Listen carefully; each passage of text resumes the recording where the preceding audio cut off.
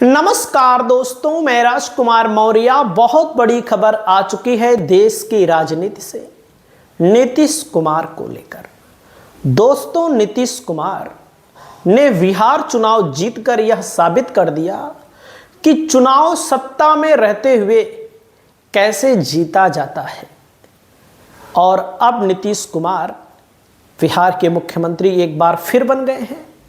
लेकिन नीतीश कुमार की महत्वाकांक्षा है देश का प्रधानमंत्री बनने की, और बीजेपी के साथ रहेंगे तो नीतीश कुमार की यह महत्वाकांक्षा नहीं पूरी हो सकती किसी भी कीमत पर। वैसे इंडिया गठबंधन नीतीश कुमार के नेतृत्व में बनाया गया था, लेकिन इंडिया गठबंधन में जो पार्टियां हैं, पार्टियों में कई नेता हैं, इन लोगों में थोड़ा सा बेचैनी रहती है पद को लेकर।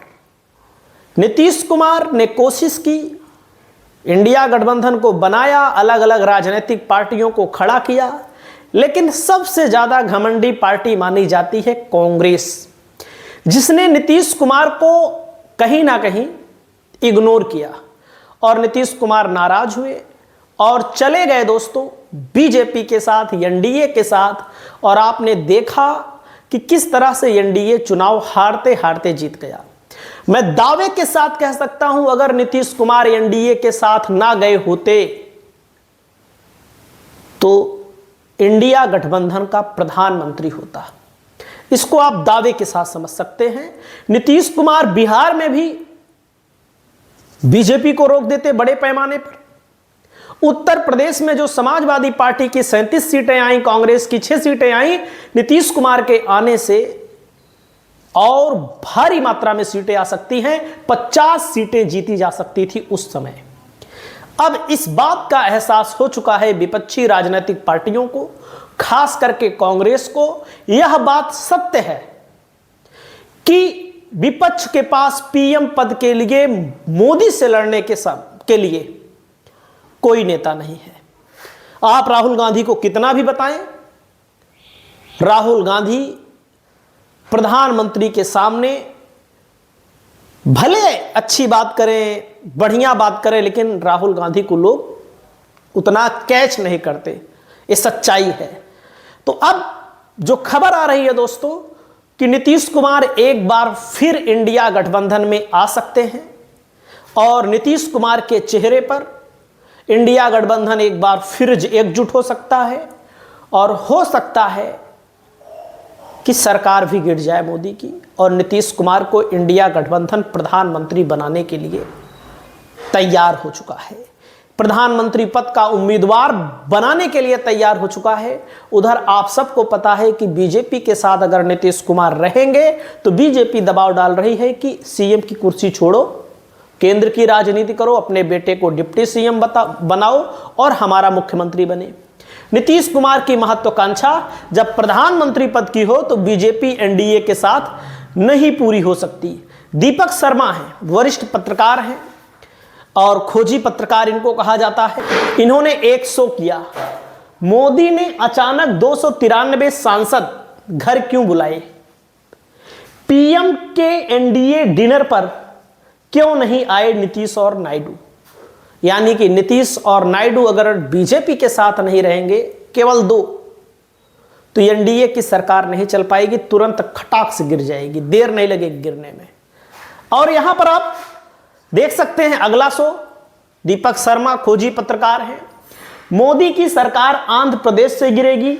नायडू के लोगों से मिलने के बाद अखिलेश ने आज ऐसा क्यों कहा। अखिलेश ने कहा एक समय था कि आंध्र प्रदेश के लोग और नेताजी साथ में मिलकर सरकार चलाते थे, लेकिन आज देश में अगर बीजेपी की सरकार है, मोदी प्रधानमंत्री हैं, तो आंध्र प्रदेश की वजह से हैं। और आंध्र प्रदेश जा करके इन्होंने तेलंगाना जा करके चंद्रबाबू नायडू से मुलाकात की, उनके लोगों से मुलाकात की।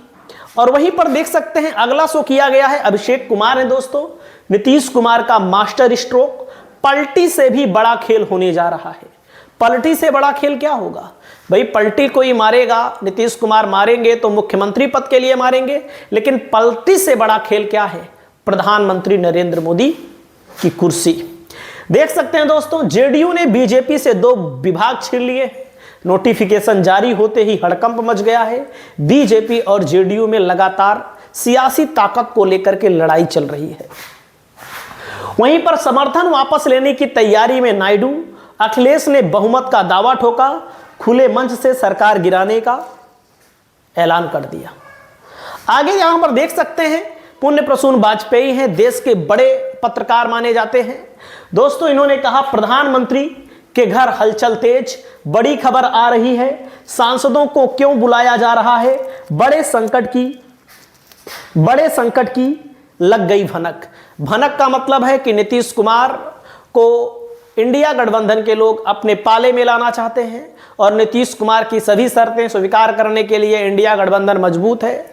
बीजेपी को हराना है तो नीतीश कुमार ही प्रधानमंत्री के चेहरे के तौर पर अगर इंडिया गठबंधन से आएंगे तो मोदी को चुनौती दी जा सकती है, ऐसा मानना है विपक्ष का। वहीं पर दोस्तों देख सकते हैं, नायडू के लोगों से मिलकर अखिलेश कर रहे खेल। ईवीएम ने बढ़ाई नीतीश कुमार की मुश्किल। तो ईवीएम अपने स्थान पर है, लेकिन यहां पर मेन मुद्दा है सत्ता। देख सकते हैं, नायडू को अखिलेश का पैगाम, मोदी शाह की नींद उड़ी, नए पीएम की तैयारी। यानी कि आप क्या समझ सकते हैं कि नया पीएम देश को मिलने जा रहा है। जब नया पीएम देश को मिलेगा तो क्या नीतीश कुमार के रूप में मिलेगा? आपकी क्या राय है? क्या इंडिया गठबंधन इस पर राजी हो गया है?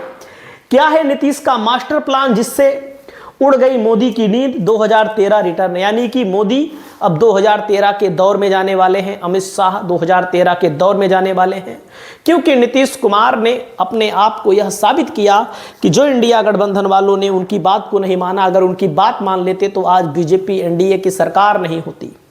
और नीतीश कुमार ने अपने आप को साबित कर दिया है कि हमारा हुनर, हम ऐसे ही 20 साल से सत्ता में नहीं हैं, 5 साल और जोड़ दीजिए, 25 साल, 11वीं बार ऐसे शपथ नहीं लिए।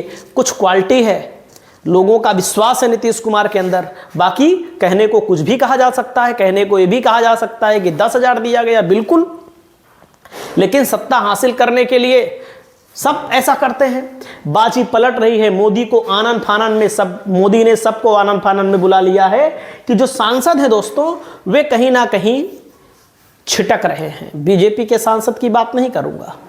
एनडीए में जो पार्टी है दोस्तों, पार्टी है चंद्रबाबू नायडू के, जिसके 16 सांसद हैं, नीतीश कुमार के, जिसके 12 सांसद हैं। तो दोस्तों, इंडिया गठबंधन के जो सांसदों की संख्या है लोकसभा में, देख सकते हैं, पहले देखिएगा, विधायकों की घेराबंदी शुरू, बिहार में भीतर ही भीतर बड़े खेल की तैयारी। बिहार में बीजेपी तो राष्ट्रीय लोक मोर्चा को अपने पास लाने की कोशिश कर रही है, उसके विधायक ने भी बयान दिया है। एआईएमआईएम को नीतीश कुमार अपने साथ ला रहे हैं, इतना बड़ा बहुमत आने के बावजूद भी। किस बात का डर है? तो दोस्तों, अमित शाह की सिट्टी बिट्टी इस समय गुल है।